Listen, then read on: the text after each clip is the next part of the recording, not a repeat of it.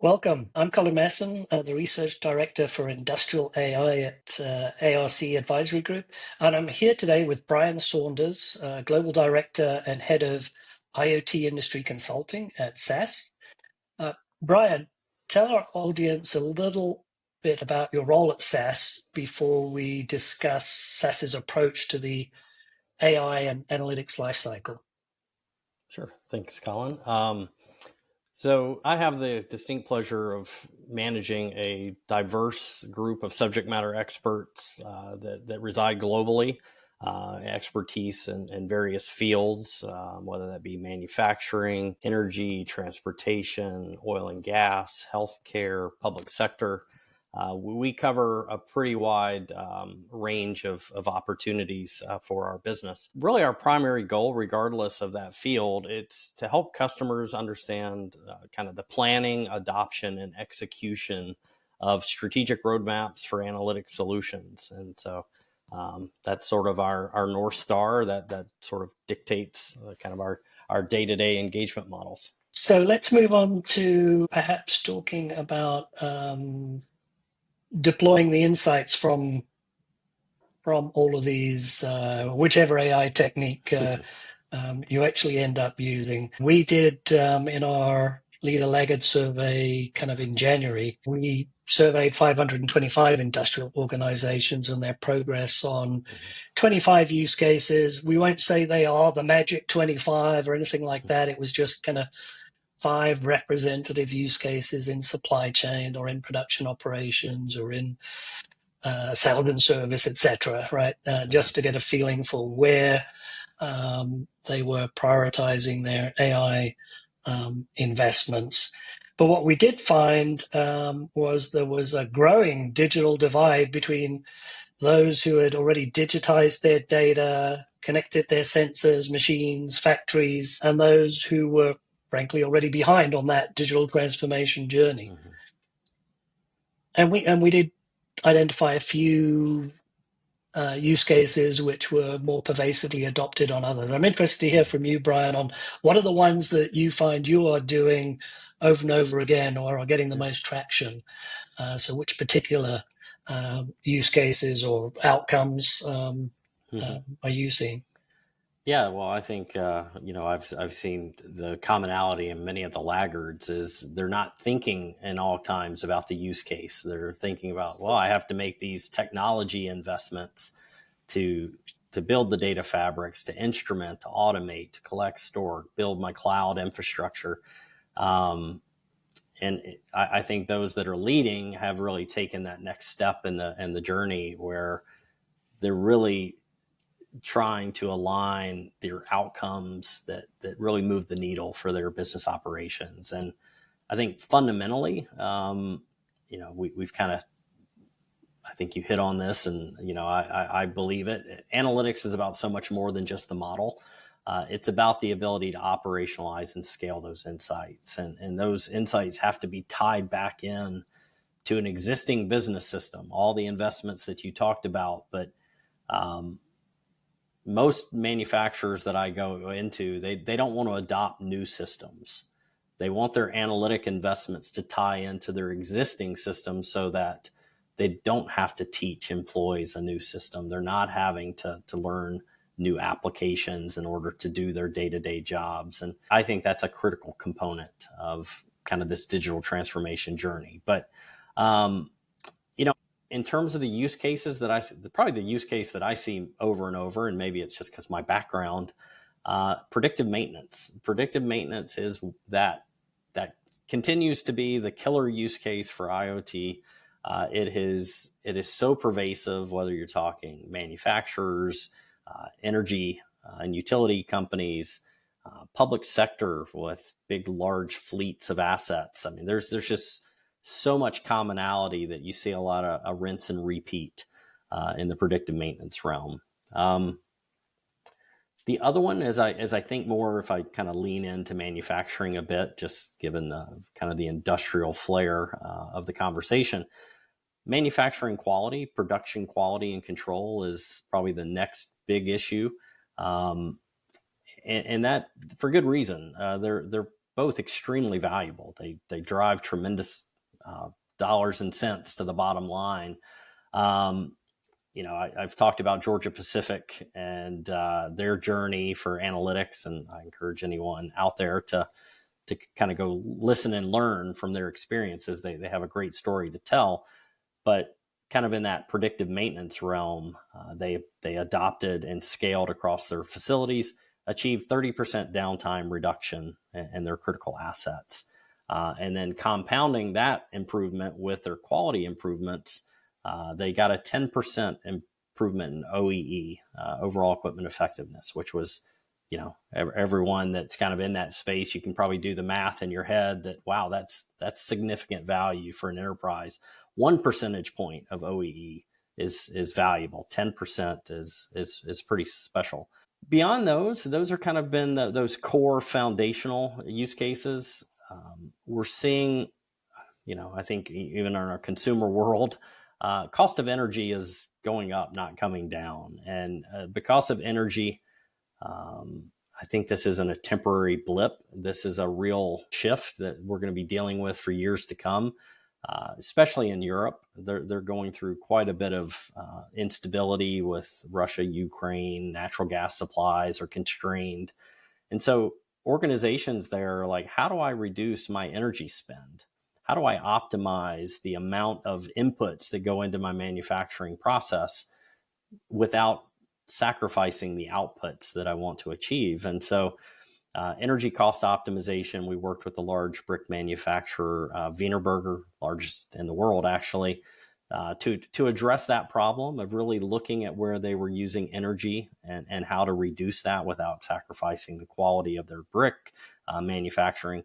And they were able to get a 15% reduction in their natural gas bill every month. And that certainly adds up as you think how that cascades into the future. And they continue to look for new ways of driving those sustainability initiatives.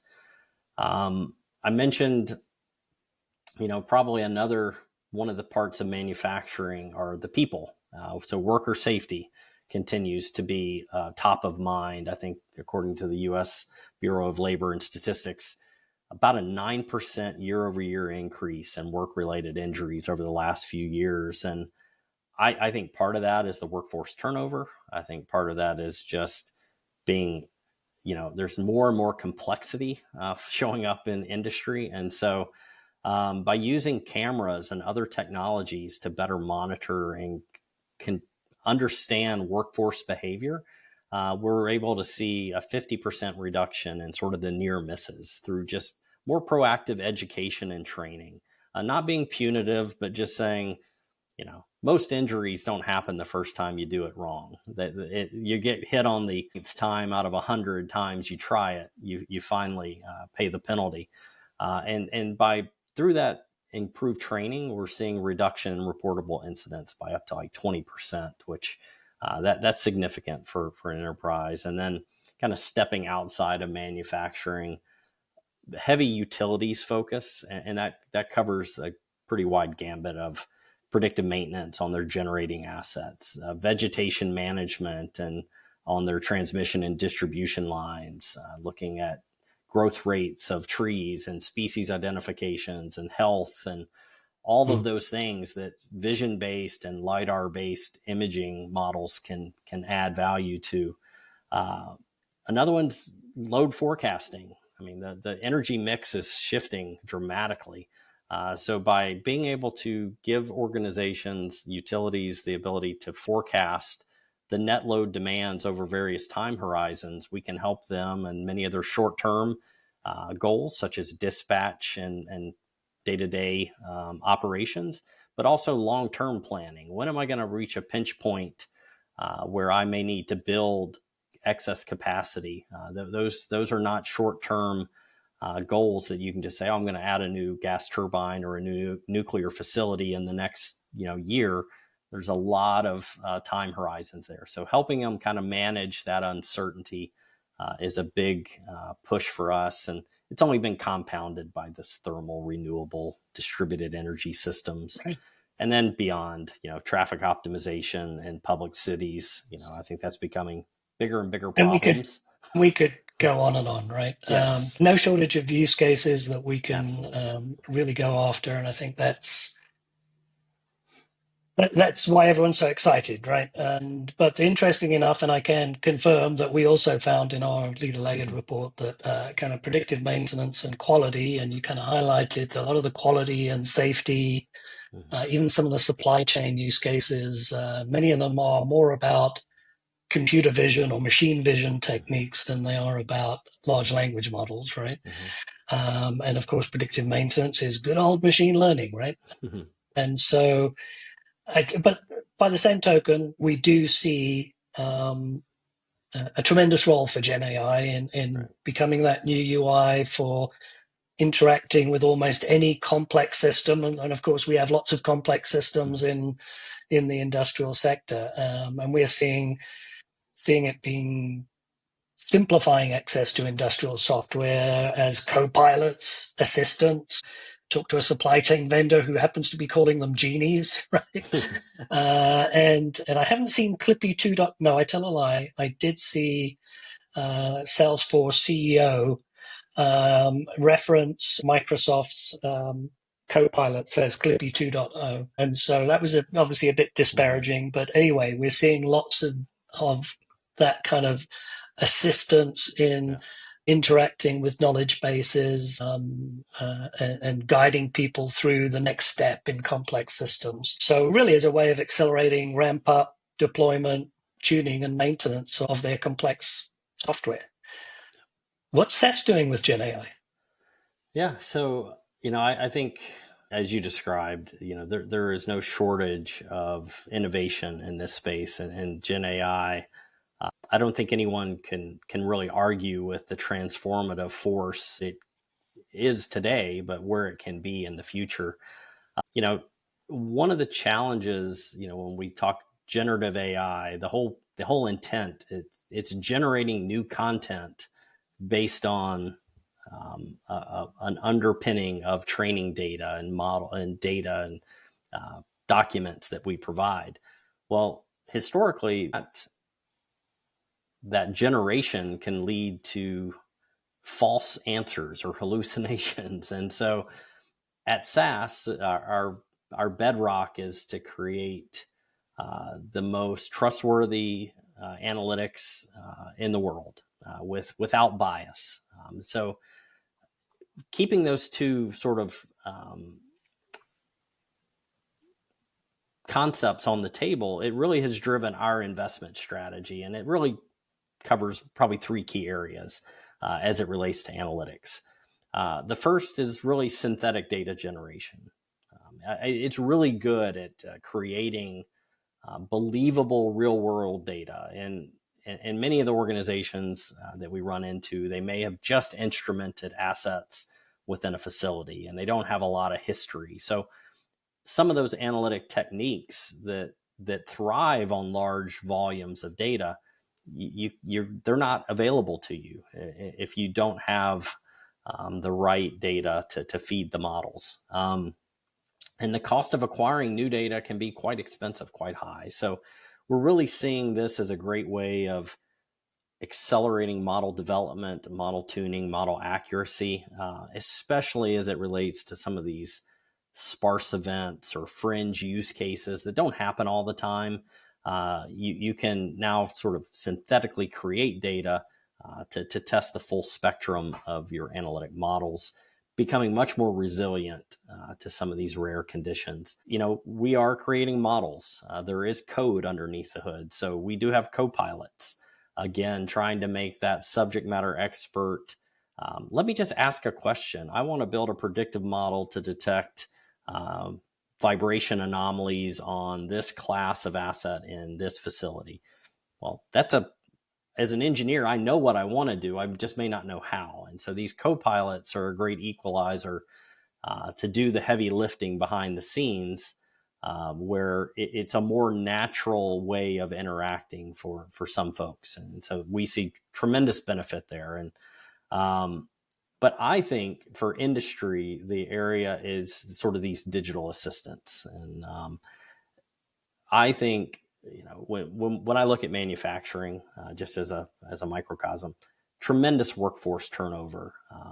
I mentioned you'll go into facilities and you see individuals that have been in their role for 12 months, 18 months, and they're operating really complex processes or very expensive pieces of equipment that normally you would have seen a 5, 10, 20-year veteran operating. Well, the reality is a lot of those folks are departing the workforce.